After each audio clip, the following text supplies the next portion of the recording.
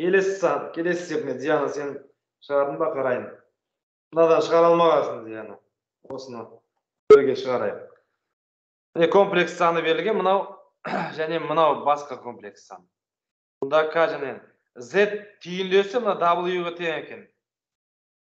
Мынаның түйіндесі.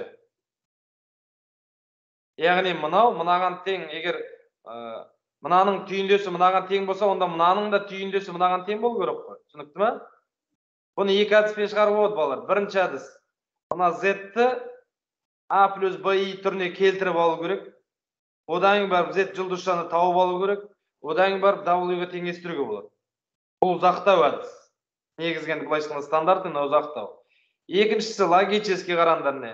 Біз айтып отыр, Z жұлдызша W-ге тең болатын болса, егер Z жұлдызша W-ге тең деп тұр ғой.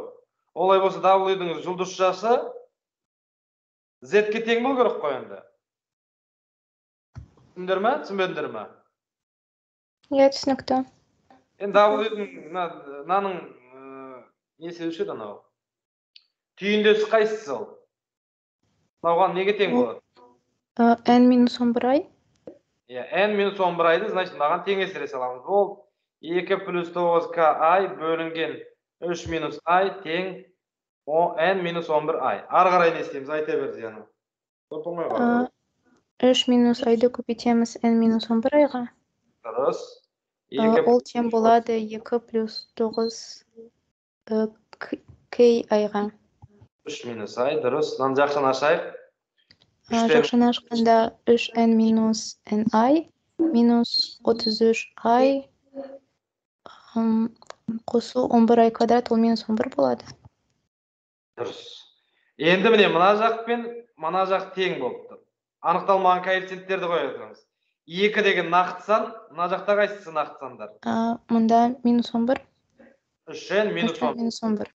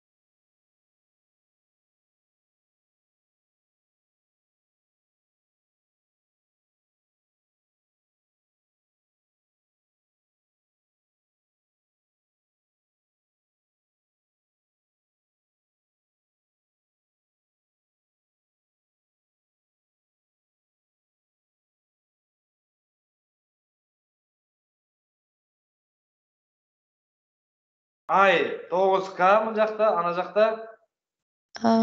Мұнда n минус 33.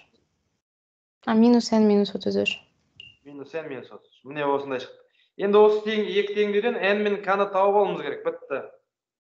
Мына екінші теңдеуді мен қарап отырмын. Мынаны 3-ке көбейтсем, қазір 3-шен болады, но мен біріншімен қосып жүрсем жойылып кетеді. Екінші теңдеуді 3-ке көбейтейік. Сонда бірден жазамыз жеке балалар. 27 минус 3n және минус 99. Екеуін қостым. Мына екеуі жойылды. Так, 27k плюс 2 тең. Минус 99-ға 11-ді қоссам. Минус 110. Минус қанша? 110, да. Так, 2-ні мына жаққа бардым. 27k тең минус 112, k тең минус 112 бөлінген 27. 3-ке қысқара ма екен? Қысқармайды. Да? Бұл 4,116. Ой, 115. Осылай тұра берсе де болады, бізге қысқарту міндетті емес қой. Так, k тапты. Енді табайық мына. Бірінші теңдеуді қоя сал осы жерге. Бұл болады 3n тең 13. n тең 13 бөлінген 3.